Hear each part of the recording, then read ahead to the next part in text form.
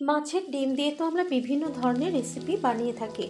আজকে আমি আপনাদের সাথে শেয়ার করব কাতলা মাছের ডিমের রেসিপি। নমস্কার বন্ধুরা, স্বপ্নার কিচেনে আপনাদের সবাইকে স্বাগত জানাই। আমার আজকের রেসিপি কাতলা মাছের ডিমের বড়া বা পকোড়া। বানানো খুবই সহজ, আর গরম ভাতের সাথে মাছের ডিমের পকোড়া বা বড়াটা থাকলে আর অন্য কিছু কিন্তু দরকার পড়ে না। আশা করি রেসিপিটা আপনাদের ভালো লাগবে। যদি রেসিপিটা ভালো লেগে থাকে ভিডিওটাকে একটা লাইক ও শেয়ার করতে ভুলবেন না। নিত্য নতুন রেসিপির আপডেট পাওয়ার জন্য আমার চ্যানেলটাকে সাবস্ক্রাইব করে পাশে থাকা বেল আইকনটি প্রেস করে দেবেন। তাহলে দেখে নেওয়া যাক আমার আজকের ভিডিওটা। মাছের ডিমের বড়া বা পকোড়া বানানোর জন্য এখানে নিয়েছি 100 গ্রাম কাতলা মাছের ডিম। তবে কাতলা মাছের ডিমের বদলে আপনারা কিন্তু রুই মাছের ডিম দিয়েও বড়াটা বানাতে পারেন। আর মাছের ডিমটাকে আমি আগে থেকে খুব ভালো করে জল দিয়ে ধুয়ে রেখেছি। এবারে মাছের ডিমটাকে হাত দিয়ে ঠিক এইভাবে একটু ম্যাশ করে নেব।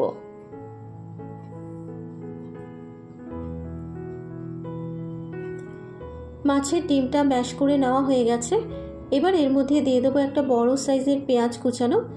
এখানে পেঁয়াজটাকে আমি একটু লম্বা মিহি করে কুচিয়ে নিয়েছি। দেব ধনেপাতা কুচানো,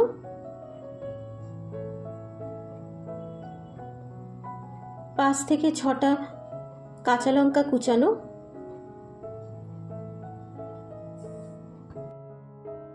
দেব স্বাদ মতো নুন, হাফ চা চামচ হলুদ গুঁড়ো, কালারের জন্য দেব হাফ চা চামচ কাশ্মীরি লঙ্কার গুঁড়ো, দেব এখানে 1 চা চামচ ভাজা মশলা। এখানে গোটা জিরে, গোটা ধনে, 2টো শুকনো লঙ্কা শুকনো খোলায় ভেজে গুঁড়ো করে নিয়েছিলাম, দিয়ে দিলাম সেই ভেজে রাখা মশলা, হাফ চা চামচ কালো জিরে।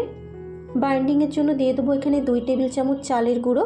প্রথমে 2 টেবিল চামচ চালের গুঁড়ো দিলাম, পরে যদি প্রয়োজন পড়ে পরে অ্যাড করব। আর দিয়ে দেবো 1 চা চামচ বেসন। এখানে বেসনের থেকে চালের গুঁড়োর পরিমাণটা একটু বেশি দিলাম, এতে করে বড়াটা খেতে কিন্তু খুবই মচমচে হবে। এবারে সব কিছু দেবার পর মাছের ডিমটা সব কিছুর সাথে মিশিয়ে নিয়ে খুব ভালো করে মেখে নেব।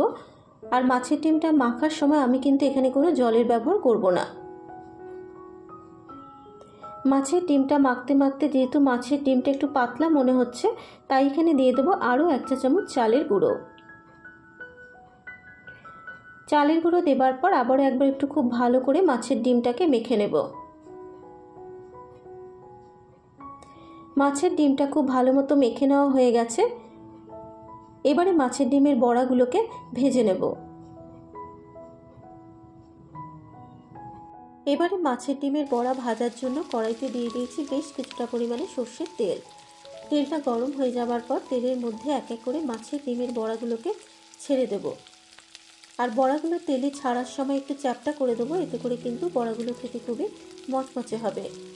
এবারে গ্যাসের ফ্লেমটাকে মিডিয়ামে রেখে বড়াগুলোকে গোল্ডেন ব্রাউন করে ভেজে নেব। বড়ার এক পিঠ ভাজা হয়ে যাবার পর এবার বড়াগুলোকে উল্টে দেব। এইভাবে উল্টে পাল্টে মাছের ডিমের বড়াগুলোকে গোল্ডেন ব্রাউন করে ভেজে নেব। তবে বেশি হাই ফ্লেমে দিয়ে কিন্তু বড়াগুলোকে ভাজবো না, কারণ বেশি হাই ফ্লেমে দিয়ে যদি বড়াগুলো ভাজা হয় ভেতর থেকে কিন্তু মাছের ডিমটা কাঁচা থেকে যাবে আর বড়াগুলো খেতে ভালো লাগবে না। তাই বড়াগুলো ভাজার সময় গ্যাসের ফ্লেমটাকে মিডিয়ামে রেখে বড়াগুলোকে গোল্ডেন ব্রাউন করে ভেজে নেব। মিনিট 5-6 নাড়াচাড়া করে নেবার পর দেখুন বড়াগুলো কিন্তু গোল্ডেন ব্রাউন করে ভেজে নেওয়া হয়ে গেছে। এবারে বড়াগুলোকে একটা পাত্রের মধ্যে তুলে নেব।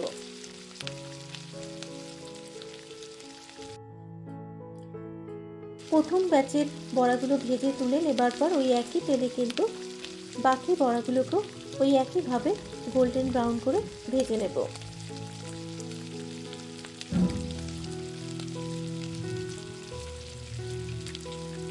মিনিট 5-6 নাড়াচাড়া করে নেবার পর সেকেন্ড ব্যাচের বড়াগুলোও কিন্তু ভাজা হয়ে গেছে। এবারে বড়াগুলোকেও একটা পাত্রের মধ্যে তুলে নেব। তৈরি হয়ে গেছে আমার আজকের রেসিপি মাছের ডিমের বড়া বা পকোড়া। আশা করি রেসিপিটা আপনাদের ভালো লেগেছে। যদি রেসিপিটা ভালো লেগে থাকে ফেসবুক থেকে দেখলে পেজটা ফলো করার অনুরোধ রইল। আজকের মতো এই পর্যন্ত। আবারও হাজির হয়ে যাব অন্য কোনো নতুন রেসিপি নিয়ে। সুস্থ থাকবেন, ভালো থাকবেন। ধন্যবাদ।